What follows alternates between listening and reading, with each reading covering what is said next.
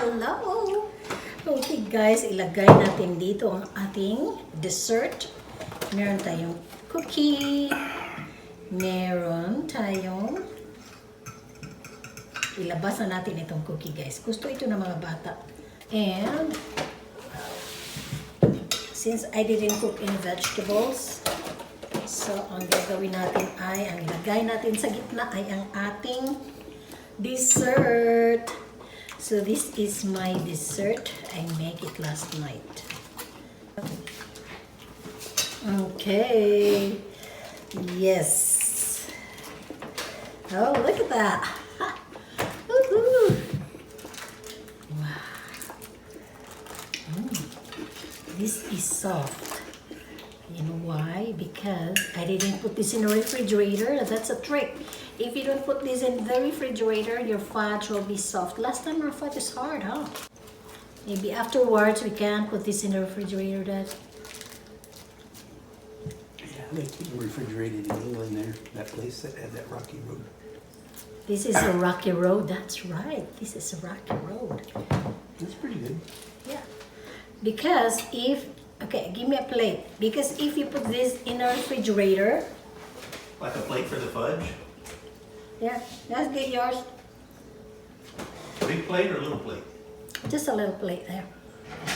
Because if you put this in the refrigerator for so long, it will not be, oh wow, I'll just cut half that. That's too much. Yeah, just a piece.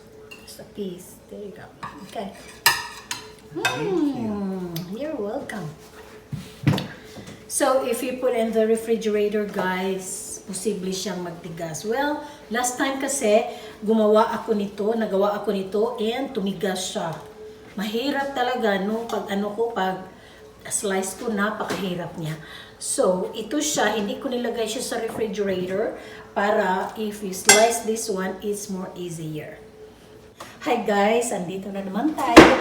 Kagabi, nakaluto ako ng fudge, Rocky Road fudge. And meron tayo dito. Ay. Ano ba yan? So, ang mga anak ko ayaw kumain. I don't know why. Dahil late na kami nag-breakfast.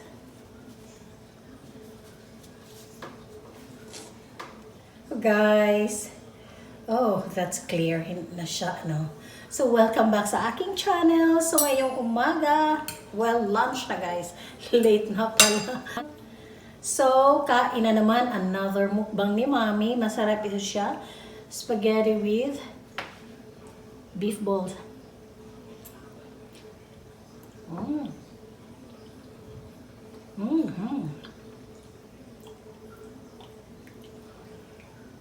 Very sarap. Fresh ang ating beef dito.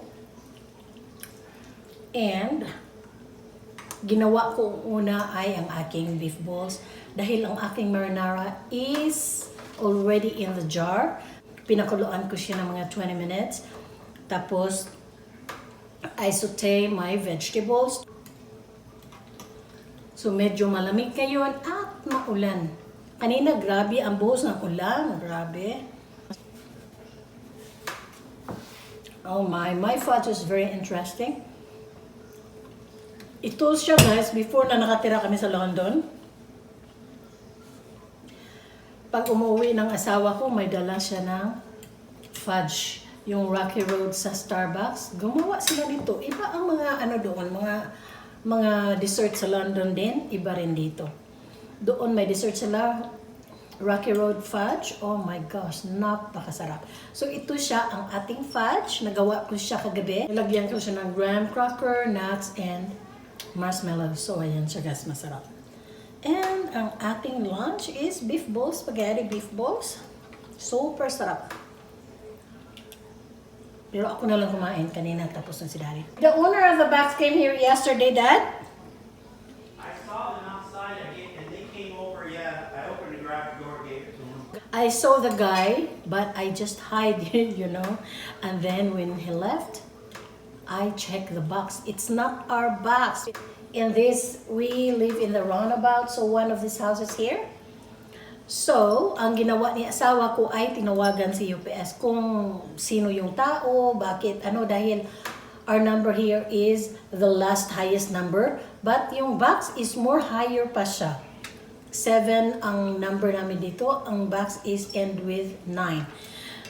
And dito sa amin na-deliver at hindi naman aming pangalan. So, kahapon, nawagan namin ang UPS and then tinatanong bakit daw. So that box is ordered from China.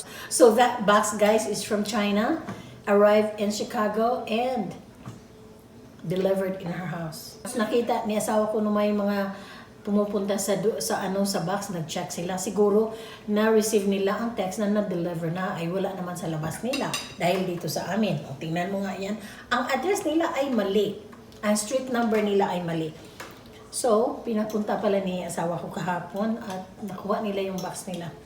Oh gosh. Kayo guys, if you want to order Amazon or mga online na mga orders, make sure na your address is right. Dahil i-deliver yun sa ibang bahay. Lucky that I was there. Otherwise, may maraming mga pirates. Alam niyo kung ano yung mga pirates? They are the ones na nagsunod-sunod sa mga delivery vans sa UPS, sa mga DHL. So, ano yung mga delivery courier na mga cars? Nakasunod sila guys. And paglabas noon, nakawin yung mga box ninyo. Kahapon, pinasok ko dito, maski hindi amin. Otherwise, manakaw. Tapos, may ma-check nila na andito pala sa amin. Tapos, wala dyan. Baka sabihin na, we hide their stuff. So, I bring it in and then put in our garage para makuha nila, di ba? So, 1, 2, 3, 4, 5, 6, 7 houses lang kami. 1, 2, 3, okay. 7 houses lang kami sa street na yan, guys. And then, kami ang pinaka-highest number. Andito sa amin na-deliver. Dahil sa kanila, hindi nila i-check kung anong number sila. I don't know why. Either they make it into, number na hindi sa amin. Anyway, i-deliver sa amin. Dahil nung na-check namin sa Google sa Google yung pangalan nila, yung bahay nila is across our house. Yung tingnan mo nga. And then, they give the wrong address. Siguro nagtago yun sila. Maybe they're hiding. Oh, nagtago sila. Alam nila na i-deliver sa bahay namin. Napakasarap. Hindi masaya ang Pasko dahil araw-araw kami Pasko. Kung anong bilhin namin, kung anong kailangan namin, pwede mabili, di ba?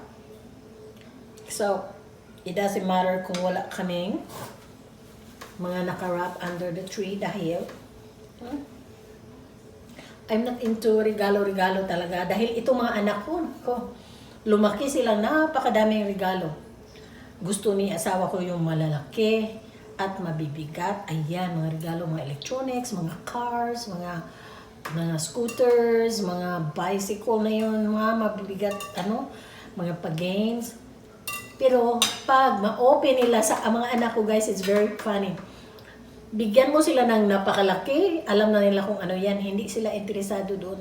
Tinitingnan ng mga anak ko yung pinakamaliit na box. Alam mo kung bakit? Dahil doon ang mga makeup. Either meron silang bagong telephone, or bagong pag-game, or mga makeup. Ayun. Kaya hindi sila interesado yung mga laki. Yung mga regalo nila, they will open that one in a 4 days time or hanggang isang linggo. Dahil hindi sila interesado sa mga regalo. Once nga makita nila ng lipstick, guys, or yung mga makeup, mga abubot sa mga mukha, wala na yan, hindi na yan mag-open. Tatakbo na yun sa kwarto, na yun. Kaya pag nagbili ako ng mga regalo sa Pasko, pag mga make-up, itago ko yan. Pero talagang kalkalin nila kung ano yung maliit, dahil alam nila eh. Yun kasing mga irap ko siya, pakunti-kunti. Yung bang pa isa-isa, ayan, para marami. Pa isa-isa para marami.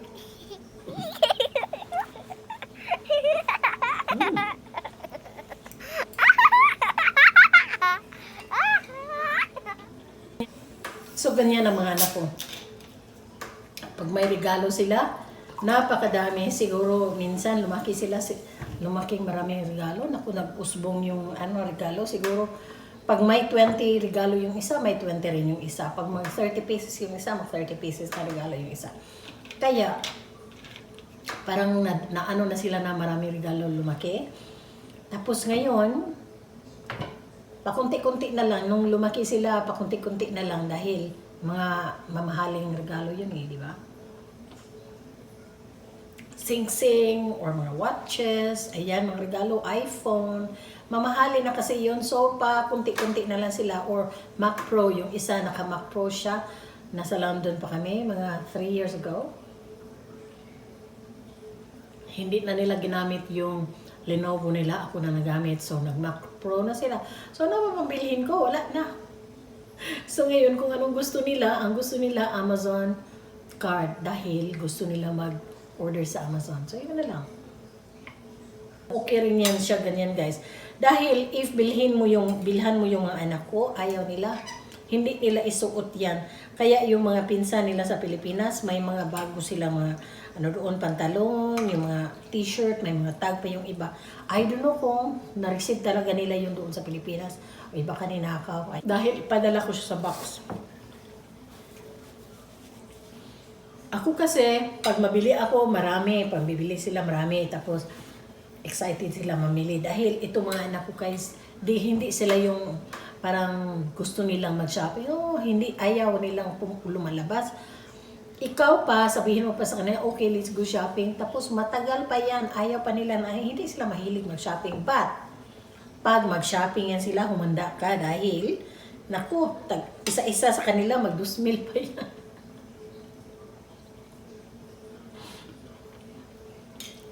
Humanda ka rin dahil maraming bitbit. Sabihin ko, okay, pag marami, bitbitin ninyo dahil hindi ako magbitbit. Minsan na lang sila mag-shopping, pero grabe sila mag-shopping. Hayaan lang din namin, alam mo, dahil minsan lang kasi sila mag-shopping. Ayaw nila mag-shopping, they really hate to go to the shop. Mas maganda nga rin yan eh, di ba? Dahil sa mga bata na mahilig mag-shopping, oh my gosh. Na-porter ka guys. Itong akin, hindi. Dahil once a year, mga beginning of, before the school nag-start, ayan sila, mag-shopping sila ng shoes, mga pantalones, mga shirt nila, or ng mga school supplies, ganun sila. But, after that, hindi sila yung, ma'am, let's go to buy something, I want this, I want that. No, hindi sila guys.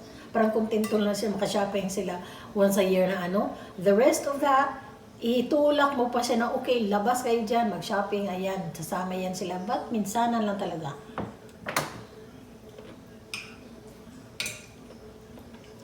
Hindi sila mahilig na mag-shopping. Pero, pag mag-shopping nga, nako.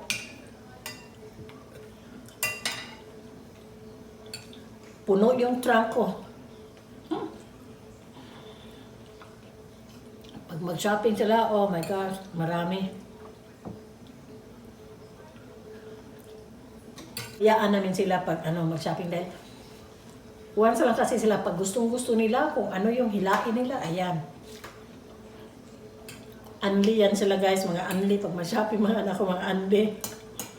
Yun nga lang, itulak mo silang i-shopping dahil ayaw nila. Swerte ko, di ba? Sino yung may mga anak ganyan na itulak nyo pa mag-shopping? Comment nila guys. Well, thank you for watching. This is Jennifer. Please subscribe, like, comment below, and huwag ninyong kalimutan to click the notification bell. Thank you for watching. This is Jennifer. Please subscribe, like, and click the notification bell. Comment below guys if meron kayong anak na mahilig mag-shopping or hindi mahilig mag-shopping. Okay?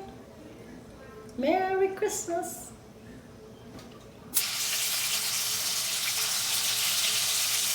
Traditional.